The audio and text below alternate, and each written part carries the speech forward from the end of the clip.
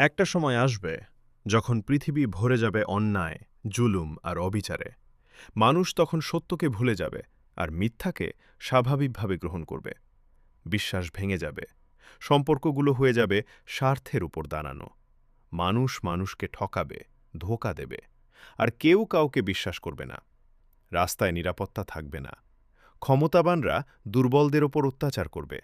ধনী আরও ধনী হবে, আর গরিবরা কষ্টে দিন কাটাবে। চারদিকে ছড়িয়ে পড়বে ভয়, অশান্তি আর হতাশা। মুসলমানদের অবস্থাও হবে খুবই করুণ। তারা বিভক্ত হয়ে পড়বে নানা দলে। একজন আরেকজনের বিরুদ্ধে দাঁড়াবে। ঈমান দুর্বল হয়ে যাবে। মানুষ দুনিয়ার পেছনে ছুটবে, আখিরাতকে ভুলে যাবে। ঠিক তখনই অন্ধকারে ডুবে যাওয়া এই পৃথিবীতে আল্লাহর রহমত হিসেবে আসবেন একজন।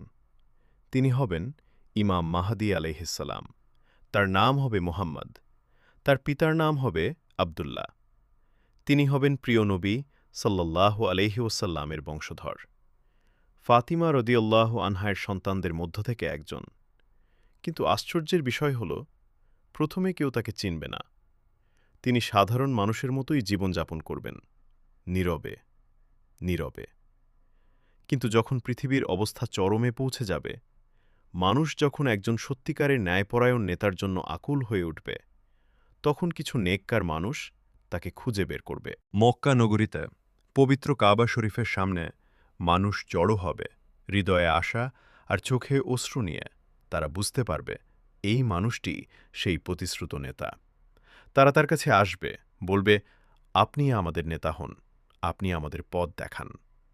কিন্তু তিনি প্রথমে অস্বীকার করবেন, নিজেকে অযোগ্য মনে করবেন।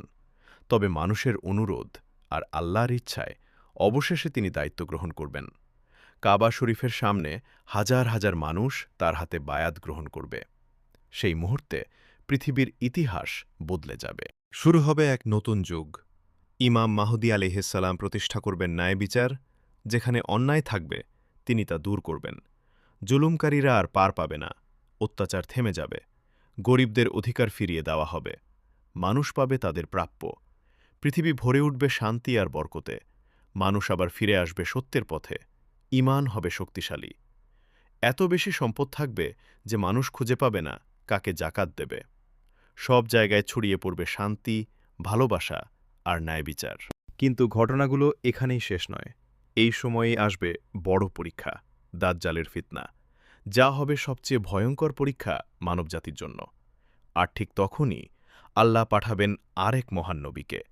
তিনি হলেন ঈসা আলাইহিসসালাম। তিনি আসমান থেকে নেমে আসবেন এবং দাজ্জালকে পরাজিত করবেন। ইমাম মাহদী আলাইহিসসালাম এবং ঈসা আলাইহিসসালাম একসাথে পৃথিবীতে ন্যায় প্রতিষ্ঠা করবেন। অন্ধকার পৃথিবী আবার ভরে উঠবে আলোতে। দাজ্জালের ফিতনা সম্পর্কে জানতে চ্যানেলটি সাবস্ক্রাইব করে কমেন্ট করুন।